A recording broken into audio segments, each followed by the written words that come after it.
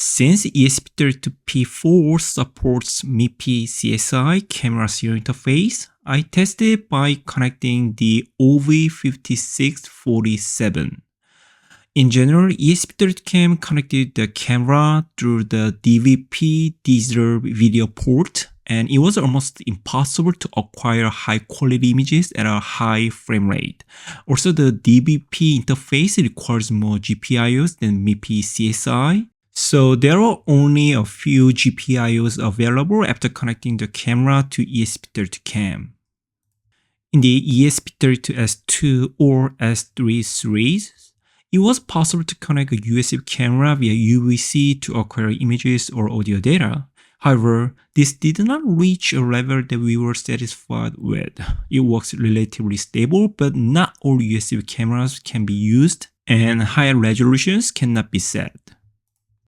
So in this video, I'm gonna connect the OV5647 CSI camera to the ESP32-P4 and see what level of performance we can expect. Let's take a look at this camera first. This camera is based on the OV5647 sensor from OmniVision. Arducam has made a few variants of this. The one I have is with the M12 lens holder. Other than that, it is probably the same OV5647 you use on your Raspberry Pi or other system. Mine is a fixed focus. There are also autofocus models available. Also, I think this one is a reasonable price.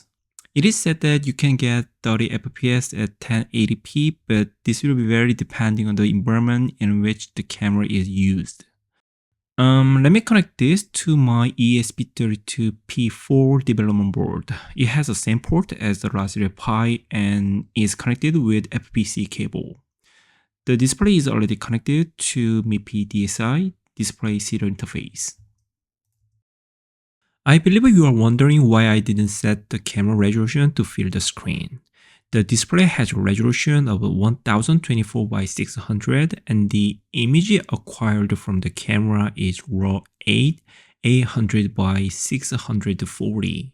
So it's aligned to the center and has margins on both sides. Currently, the OV5647 driver supported by expressive camera sensors only has 5 settings. To support more resolutions, you need to add a register for each resolution. Yeah, I know, but this is the best for now, so I chose this. If we look at how this works, the camera controller configures the camera and captures image data. Here you set the resolution and output format such as RAW 8 or OV5647. The ISP processes the incoming data from the camera and performs tasks. So it should be RAW 8 demojassing, color space conversion to RGB 565 or RGB 888 to display on the screen, image scaling or filtering, something like that, and then DMA transfer. The ISP writes the processed image data directly to the system memory, and then LVGL rendering. The processed image buffer is passed to LVGL for rendering on the display. This is how to capture camera images and display them on the screen.